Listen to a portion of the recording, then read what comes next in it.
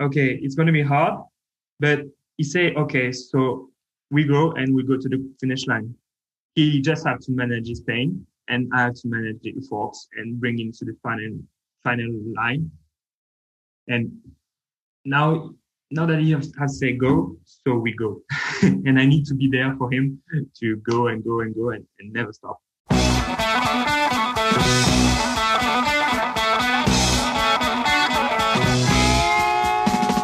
Welcome to the Löw Tide Böyz, a Swimrun Podcast. I'm Chip. And I'm Chris, and this is episode 92 of the show. On the show this week, we have Matthieu, Poullian, and Hugo Tormento of Team Ark Swimrun France. These guys finished third in this year's ÖTILLÖ, the Swimrun World Championship, and they share their intense, capital I, race story with us. And spoiler alert, there were broken bones involved. I don't know if anyone knows this. This might be an exclusive. Tarsals. Yes.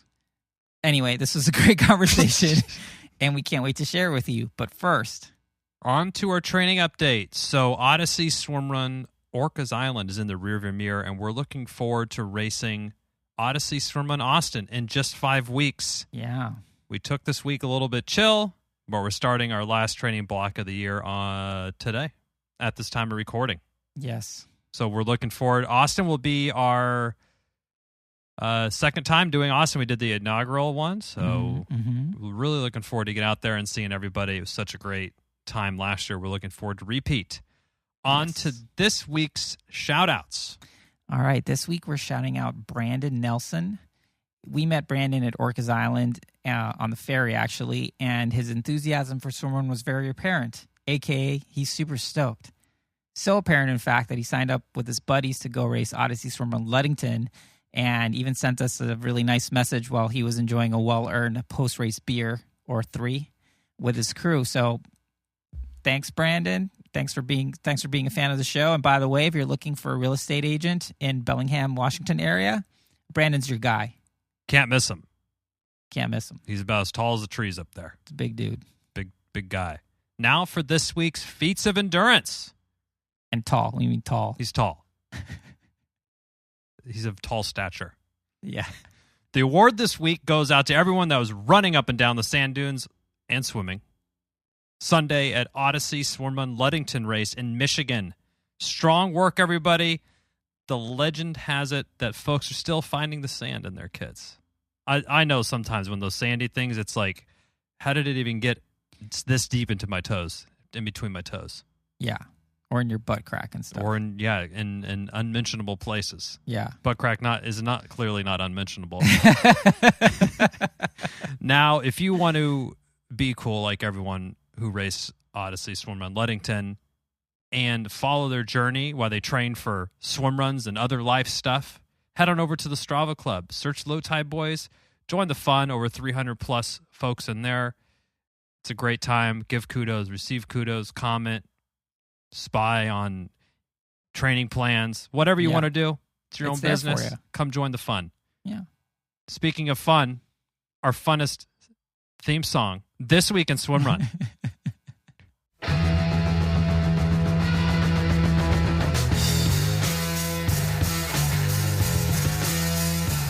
All right, it's time to share all the news that we could find on the internet, which was challenging this week, but we're going to start out with a little bit of a bummer.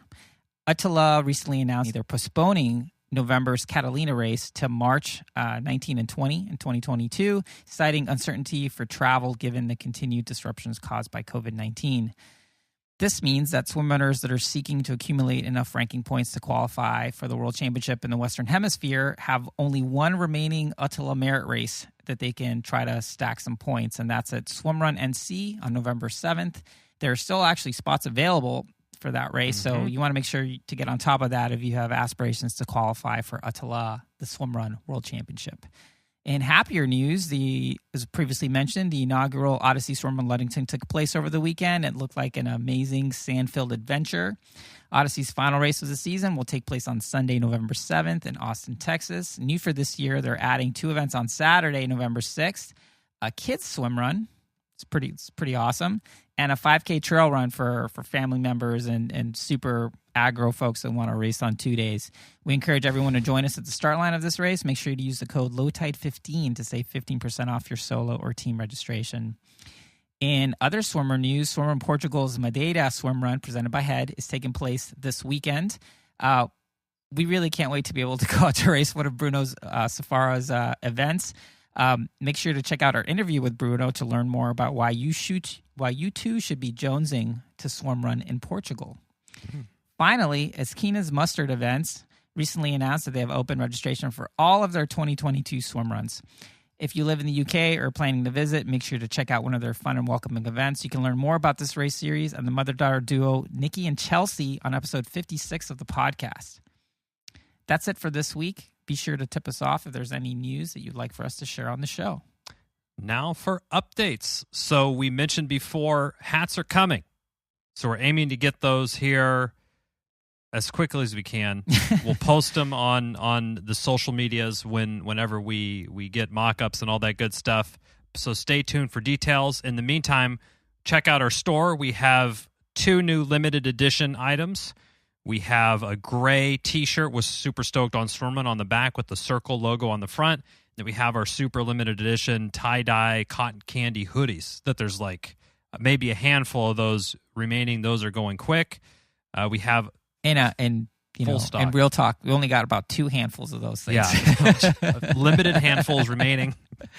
We have our standard issue OG stuff. We have some of last year's 2020 limited edition, pink with blue, Löw Tide Böyz logo, blue with pink. So go on there, check it out. We got stickers, all that good stuff. So go on there, help support the show. And now for this week's interview with Team Ark Swimrun France. It was great to chat with Matthieu and Hugo. I found this really enlightening. I mean, we talked about all kinds of stuff, including the growing swimrun scene in France, which is really awesome to see. How they discovered swimrun, why and how they're such ridiculously fast swimmers. And we got an exclusive race report for their 3rd place finish at ÖTILLÖ, the Swimrun World Championship, a couple weeks ago.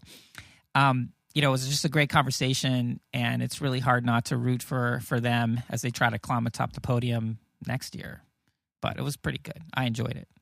It was great. And be sure you watch the ÖTILLÖ 2021 Swimrun World Championship hype video. Yes. There's a longer one that's like 15 or 16 minutes or something. Rasmus did a great job on that. Kudos. Guest on the show. 30s, 40s, maybe. I don't know. That's maybe not a good guess. He did a great job editing and producing and all this stuff on that. But there is a few minutes worth of scene in there with Matthieu and Hugo that you'll hear more in detail in the podcast. Yes, exactly. Yeah, if you watch the hype video, you see a team that's really struggling. Yes, that's Team Ark Swimrun France, and they still finished 3rd. It's amazing. So it's an amazing story. They're super cool, great ambassadors for the sport, definitely helping grow the scene in France. They had huge representation at the World Championship. It was great. We think you guys will enjoy. Ciao. Ciao.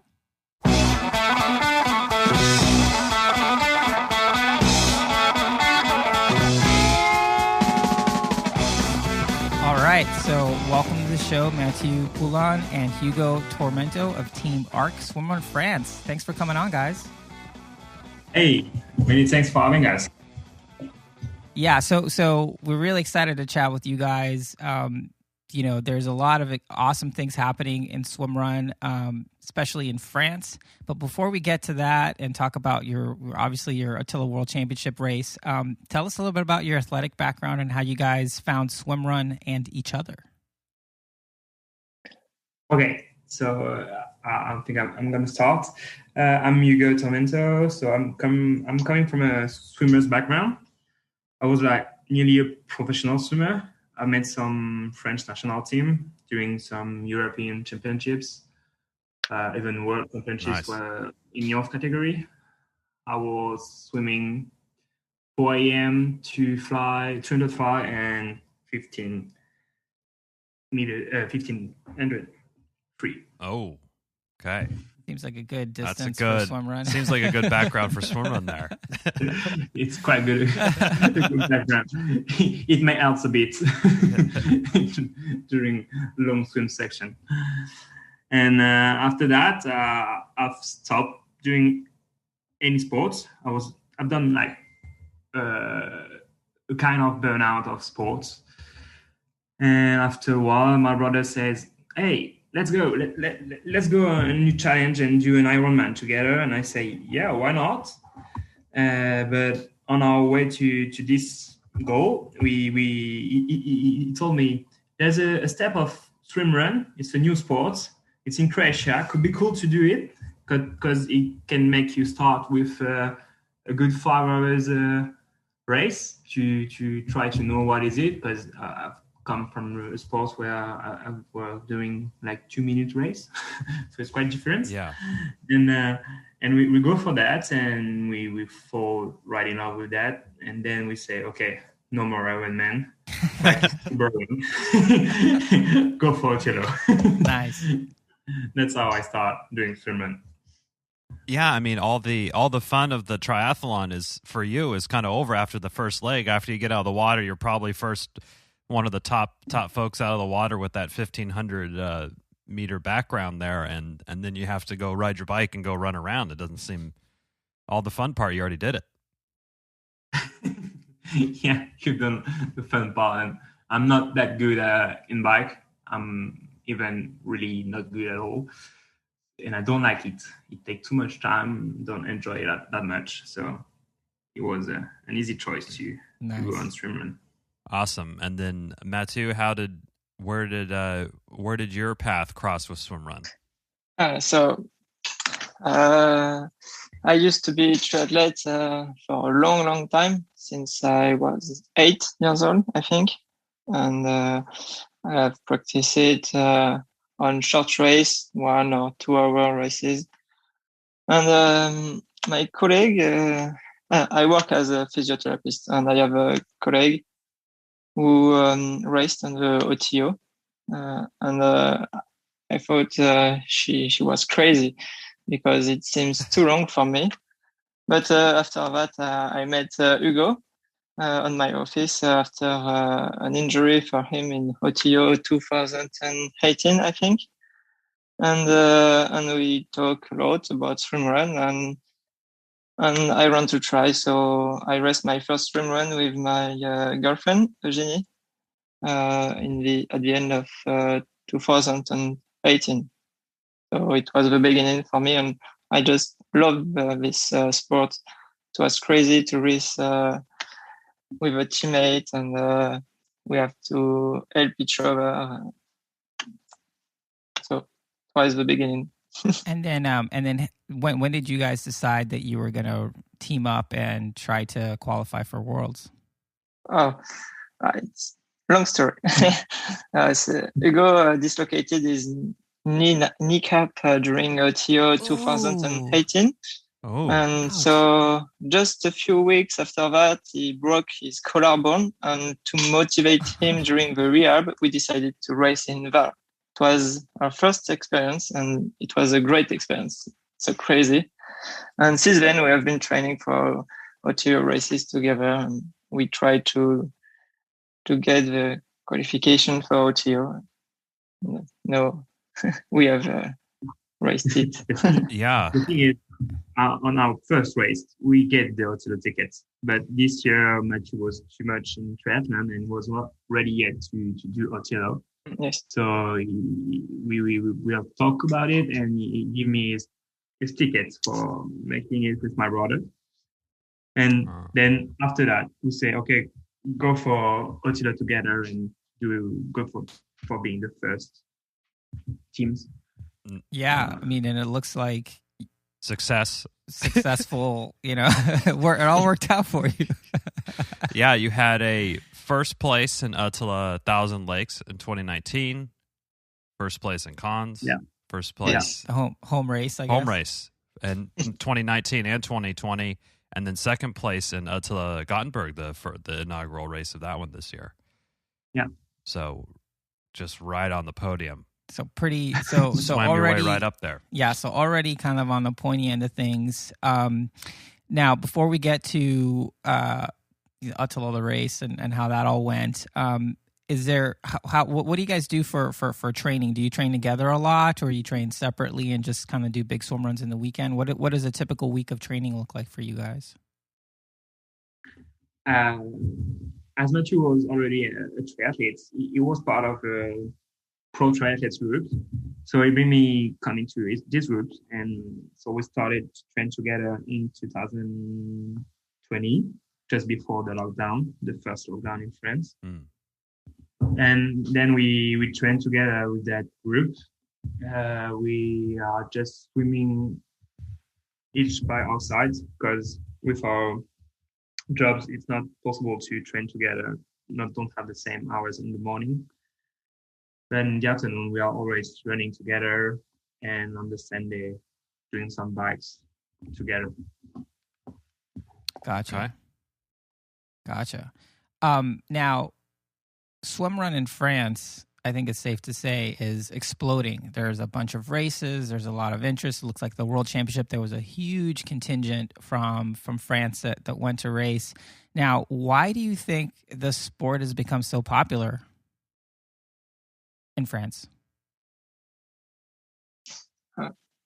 I don't know, but there is many triathletes in France, and I think there is many places where swimrun could be practiced, and we have the sea all around the country. We have many lakes, and people like sports, and so it come like this. And maybe Hugo, you have some idea? Yeah, I think there's two big things that make it grow like this. It's that there are some French racers who've done it like in the early years of ÖTILLÖ, and they start to create a group around it, making some video on Facebook.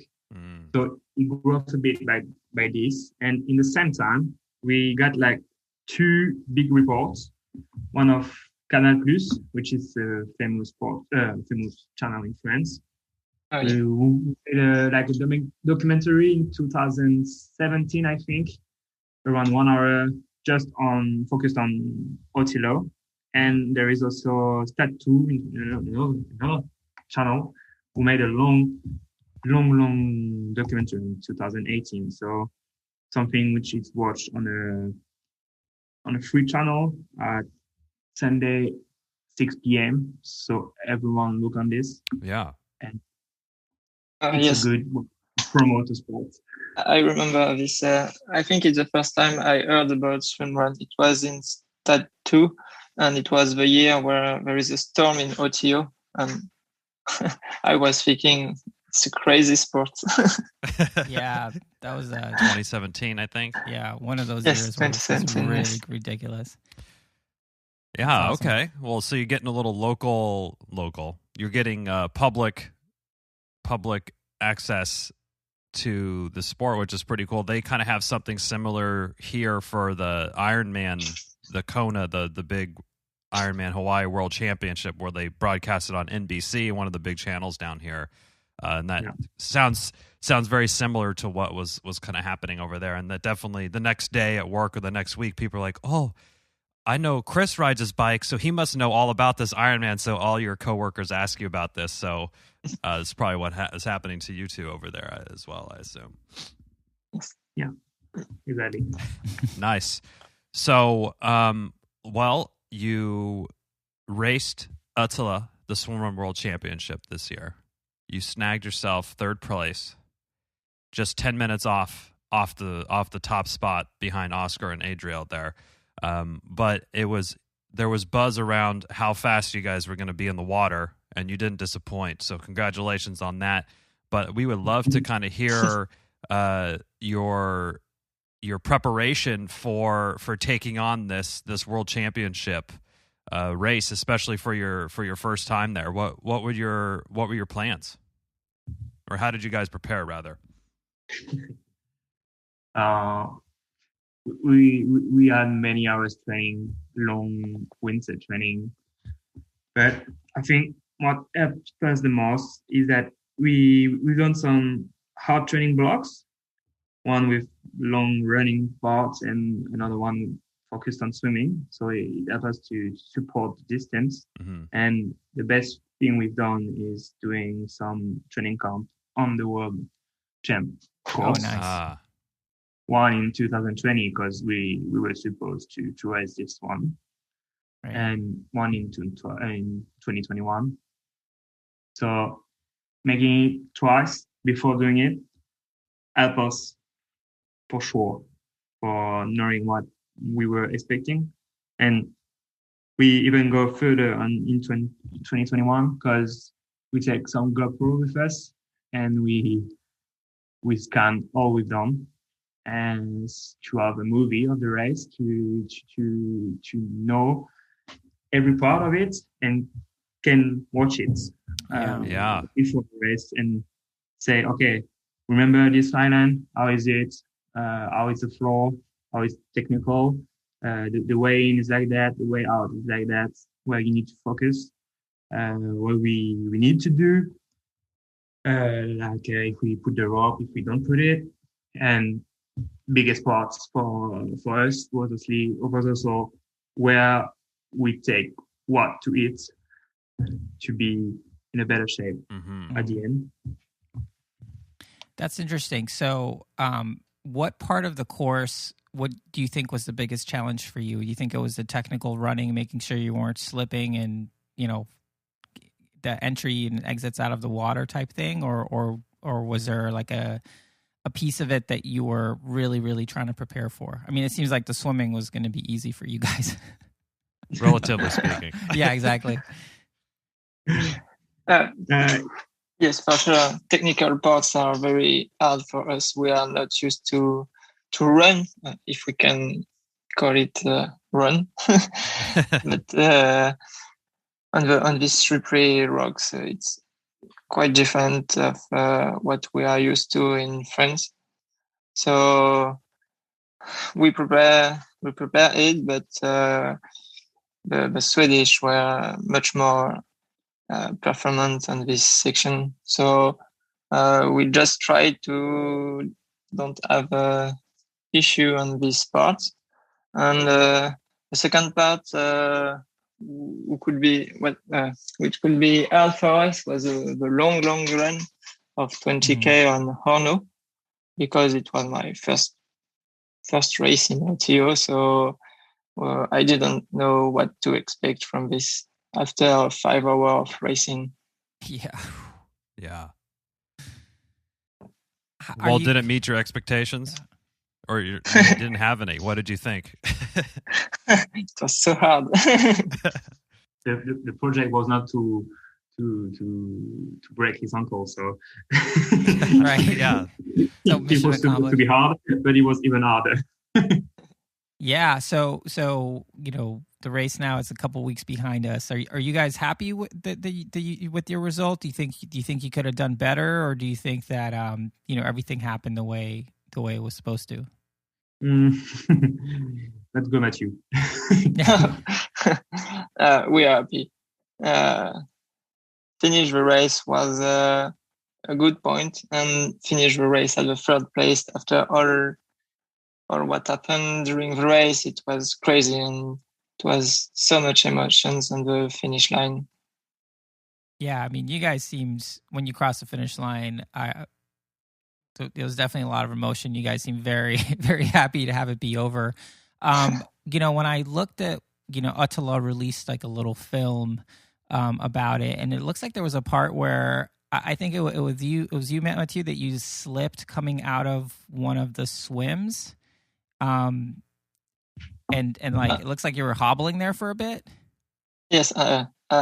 So I have a big issue on my foot. I broke my fifth metatarsus just before the big swim. And wait, you broke it during the race? Yes, during the race. Wow. Yes. What a big swim. We were running on a flat section.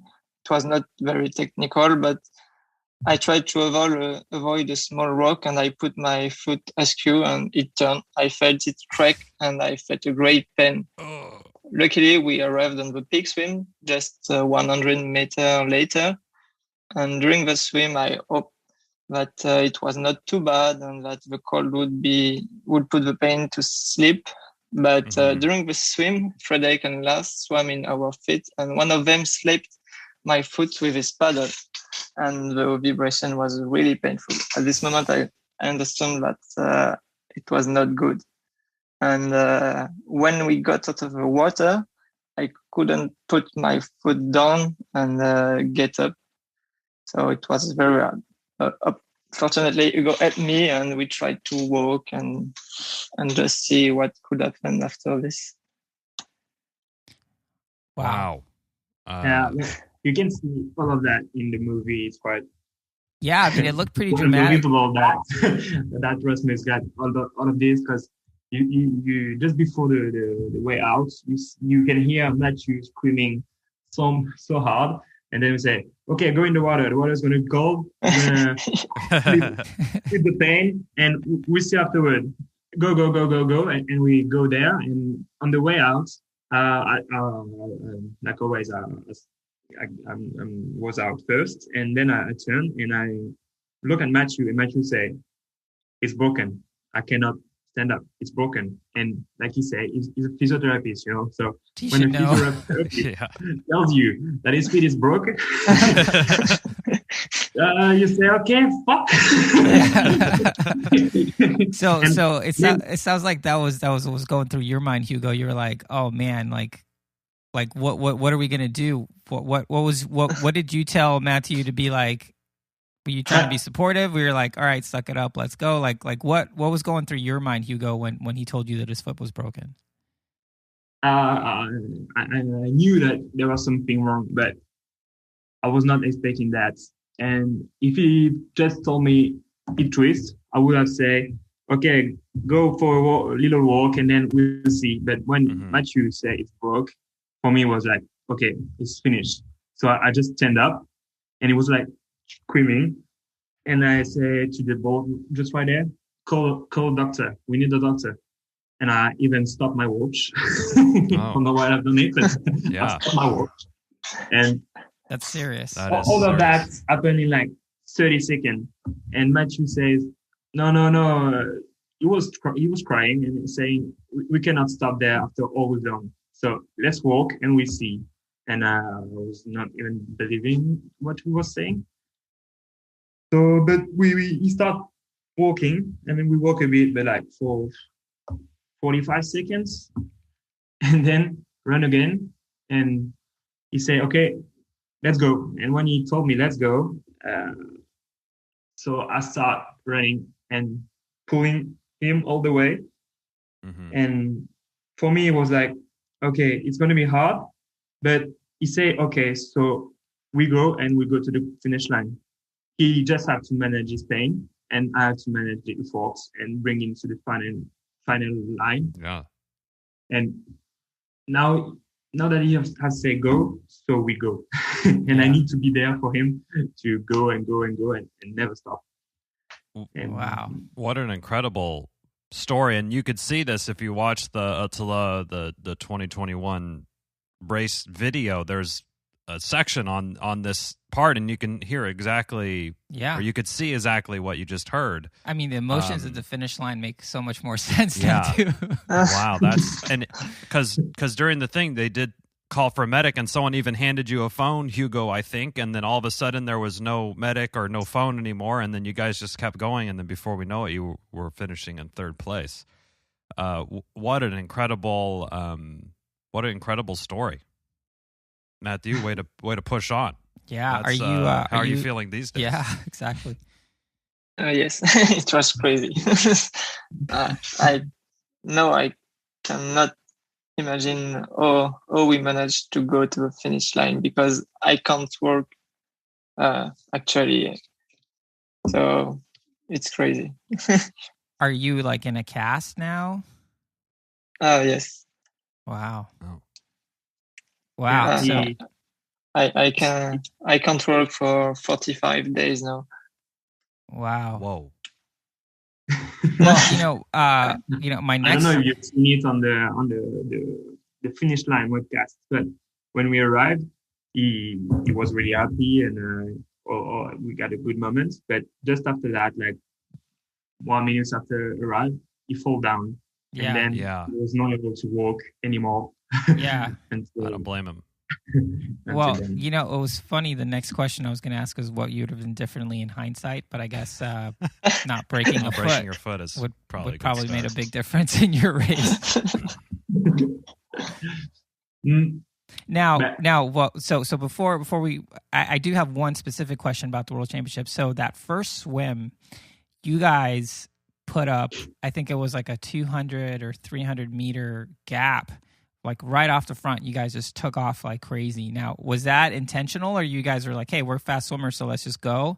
Or was that a tactic to try to put some space between you and some of the top teams?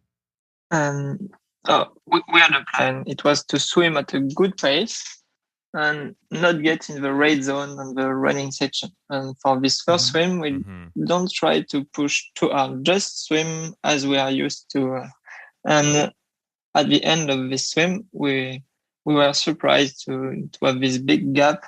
But if I understand well, Oscar and Adriel have some issue with the paddle, and I think it's why we are around 2 minutes before them, I think. Yeah. That's racing, though. Yeah. Oscar lost his paddle, so they had to stop real quick, and he managed to find it because it was floating, which is good. Oh. Nice. Yeah, so that cost him a little bit of time. And and then after that, I mean, you guys must have just been looking over your shoulder because you knew these super experienced Swedish guys were coming for you. On the trails. Technical trails, yeah.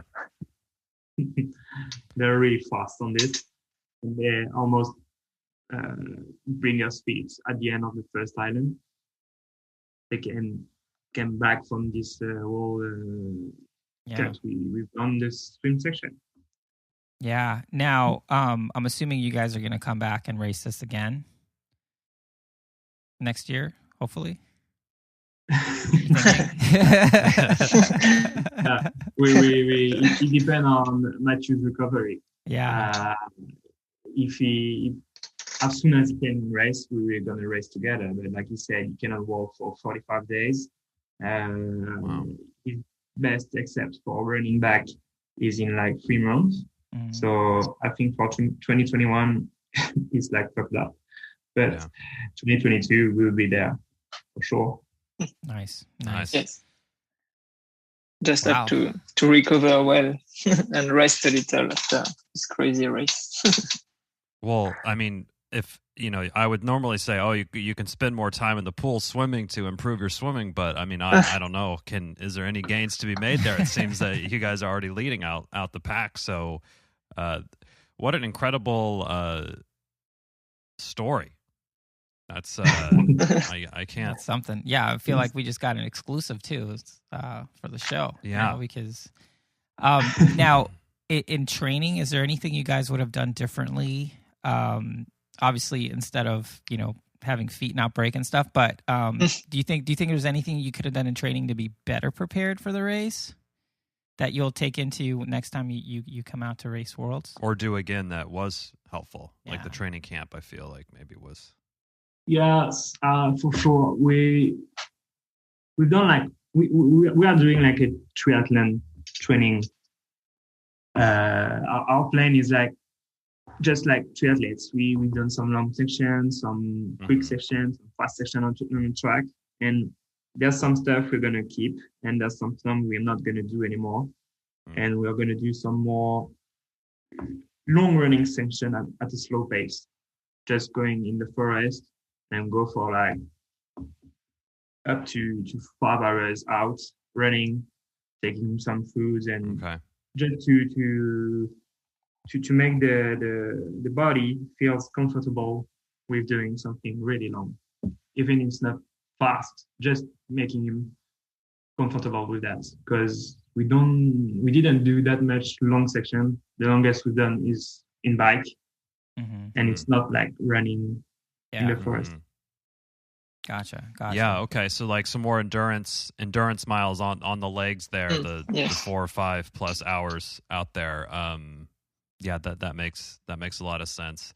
And it seems like if you're not from the archipelago, the trails, and when they say technical trails, those are something that I think take a lot of folks by surprise. I know when we heard back from a lot of the American teams that were out there, it's a whole different ball game out there on the trails. So the fact that you're able to go do kind of an on-course preview or a training camp seems like to be a huge benefit for you all, and that was really smart bringing the GoPro out there to record some of that, to kind of relive and study it like game film, kind of like they do for football and stuff. Yes, it was a long work to do, but it was so useful after that, because you can remind everything and prepare all I've said just before, but also you know what you're expecting. Yeah. You know that this part is going to be an easy run on a flat ground. You know that this part is going to be a really, really hard technical one. Mm-hmm. And like your friends can say, there's no race like ÖTILLÖ, and there's no running part like you can find in ÖTILLÖ. There's some part it's not even running. It's more like doing some obstacle race. Rock hopping. to jump over a tree, fall down, and it's more like orienteering. Yeah. That's a good way to put it, actually. Now, this is a super random question. Who's responsible for all the French people having the same sweatshirts? Like, whose job was that? I do. I am. Oh yeah. Yes. Because that was so cool. I am. It's not the right answer. There's a guy named Christophe Charpentier, which just asked, why don't we make like last year? Because in 2019 we already got all the French sweatshirts, but I'm working for a French brand named Le Coq Sportif, and already in 2019, I was the one who get the sweatshirts. So cool. Oh, nice. So cool. Yeah, I mean, it was like you could tell, and also, I mean, it was just great to see such a big delegation coming from France. Yeah. I mean, it looked like to be like 30, 40 people, which is really cool. So Le Coq Sportif, I remember that brand. That was a big sports brand. It's a French brand. Yeah. Which we are supporting the French Rugby Federation. Yeah. We are also in Formula One with Renault F1, or even with Maradona when he won the World Cup with Argentina. Right, that's right. Those were that's a long history for that brand for sure. Now, we'll let you go with this, but obviously, Matthieu, you're recovering from injury. Do you guys still have the fire to come back and try to win the World Championship once you're healthy? Is that the next goal for you guys? Yes. Cool. Yes. Yes. Okay. It's been decided. Nice. Cool. Making the third place and doing all what happened was an incredible things, but then we want to win. Yes, we are competitors, and we always want to improve ourselves. So I think we will come back. Yeah, and I mean, quite an incredible performance with everything that happened out there. Sub 8 hours on ÖTILLÖ is really impressive. With 3 feet. And so, I mean, I think that you all should be super, super proud and happy of that. But I definitely see that there's probably a part of you that, what could we do with 4 feet? That you're thinking about with full gas, where could you have finished? So I get the sense that this isn't the last of the Ark Swimrun France team. No, sir. Safe to say. Yeah. Well, guys, thank you so much for taking the time to be on the show. We really appreciate it. we wish you the best. Good luck with your recovery, Matthieu. And yes, thank you. yeah, hopefully we'll see you at a race. Thanks for inviting us to your podcast. It was such a pleasure. Oh yeah, no worries. We appreciate you. And you thanks guys for coming all on. you can do for the sports. And hope you will be there in Cannes or Catalina, because I'll be there. Oh, you'll be in We'll be in Catalina. Catalina. So yeah. Perfect. So we'll see you at the start, and then we'll see you about a couple hours after you finish. Probably like 3 hours after. Could we get a tow on the first swim though?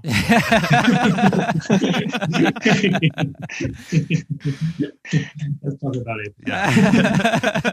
All right. Take care, guys. All right. Cheers. Thanks a lot. Thanks. Thank you for listening to the Löw Tide Böyz, a Swimrun podcast. Make sure to subscribe wherever you listen to your podcast and leave a review on iTunes if you're so inclined. You can also sign up for a newsletter at lowtideboys.com. That's boys with a Z. And check out our meme page at The Löw Tide Böyz on Instagram. If you have any questions or suggestions for the show, drop us an email at lowtideboys@gmail.com. We'd like to thank Writing Easy Records for our show music, and of course our wives for their support and tolerance of our swimrun activities, hobbies, and other bullshit we do. Finally, you can support our efforts on Patreon. Until next time, get out there and go for a swim. And then a run, And then another swim. then another run, And then another swim. and then run to the finish line. And just keep going until you're done. Yes. Or Until run you to cross the finish line. Or run to the car Or run to your car. somewhere. Just keep running. Peace.